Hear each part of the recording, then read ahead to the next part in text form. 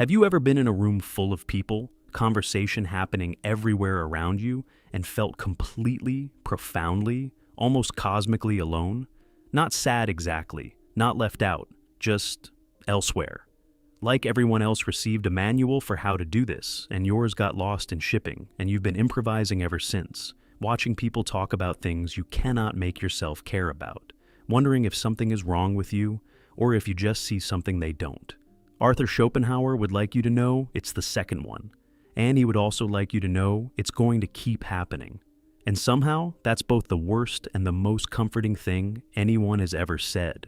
Schopenhauer was a 19th century German philosopher who was, by almost every account, extraordinarily difficult to be around. Brilliant, pessimistic, aggressively correct about things people didn't want to hear, and deeply, chronically alone.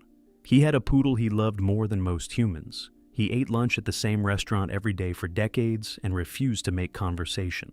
He is the intellectual ancestor of every person who has ever left a party early and felt relief the moment the door closed behind them. He is also the philosopher who most precisely, most uncomfortably, most accurately explained why intelligence and loneliness arrive together as a package deal, why you cannot have one without at least some of the other, and why the solution most people reach for makes everything quietly worse. Here is Schopenhauer's core argument, and it is going to feel like someone finally said the thing out loud. He believed that the capacity for boredom is directly proportional to intelligence. The more aware you are, the more clearly you perceive the world, the more you feel the gap between what conversations could be and what they actually are.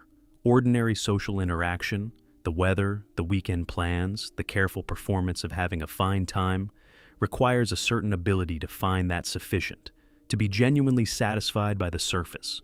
A certain kind of mind cannot do this. Not because it's arrogant, because it's wired for depth the way some people are wired for music. The absence of it isn't a preference, it's an almost physical discomfort. Small talk doesn't feel harmless to this kind of person. It feels like a tax on the time they could be thinking, like wearing shoes that are slightly the wrong size for an entire evening. Technically manageable, cumulatively exhausting. And society, Schopenhauer pointed out with characteristic bluntness, is not built for this kind of mind. Society is built for the average, for the median, for the shared experience that the majority can access and participate in comfortably. The intelligent person stands at the edge of every social gathering, not because they're better than it. Schopenhauer was not making a flattering argument. He was making an honest one. But because their inner world is so much louder than the outer one that the outer one barely registers. Your group chat feels fake because it is partially performing connection rather than having it. The party feels exhausting because you spent 3 hours translating yourself into a frequency you don't naturally operate on. The friendship feels shallow because you've never once had the conversation you actually want to have, and you're not sure the other person knows that conversation exists. This is not a character flaw. It is, according to Schopenhauer, the predictable result of being wired differently in a world calibrated for something else. Here is where it gets more uncomfortable. Schopenhauer's solution, and he was honest about this being cold comfort, was solitude, not as a consolation prize, as the actual correct environment for a certain kind of mind. He wrote that a man can be himself only so long as he is alone, and that the person who does not love solitude does not love freedom. Which sounds either very wise or like something you put in your bio after a bad situationship, depending on where you're standing. But here's the actual nuance underneath it that gets missed in the meme version of this philosophy. Schopenhauer wasn't saying intelligent people should give up on connection. He was saying most people reach for the wrong kind of connection because it's available, and then feel worse for having it than they would have felt alone. The company of people you can't really talk to does not cure loneliness, it confirms it. You come home from the party more alone than when you left, because now you have data. You were surrounded by people and still unreachable, which means the problem isn't proximity, it's frequency. The 2026 version of this is very specific. It's being extremely online in a way that looks like connection and produces the feeling of being seen by no one. It's having 200 mutuals and no one to text when something actually happens. It's performing a social life, the stories, the tags, the group photos, while running a completely separate interior life that has never once appeared on the grid. It's knowing exactly what you think about something real and having nowhere to put it, because the conversation always goes somewhere else before you get there. Schopenhauer would find social media grimly hilarious, a machine designed to produce the appearance of connection at industrial scale, a loneliness engine dressed up as a community. He'd probably have terrible engagement and a deeply devoted following of 12 people who understood every post completely, and he would consider that a success.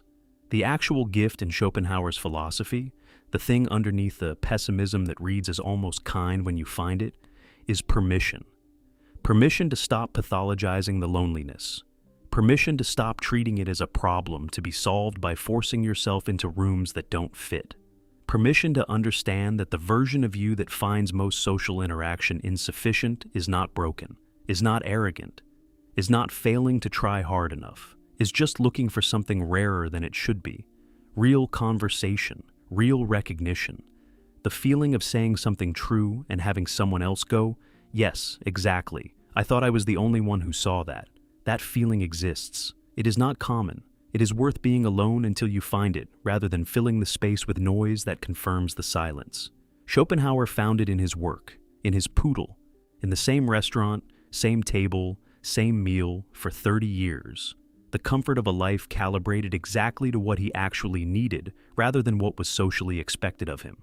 It was a small life by most measures. He seemed, by most accounts, genuinely fine.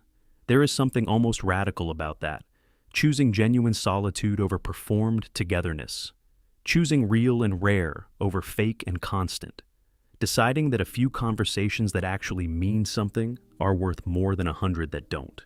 You already know this. You've known it every time you left the party early and felt your whole body exhale in the elevator on the way down. Schopenhauer just gave you the philosophical permission to stop apologizing for it. So, when was the last time you had a conversation that actually felt like one? And is the loneliness you feel in social situations starting to feel less like a problem and more like a calibration?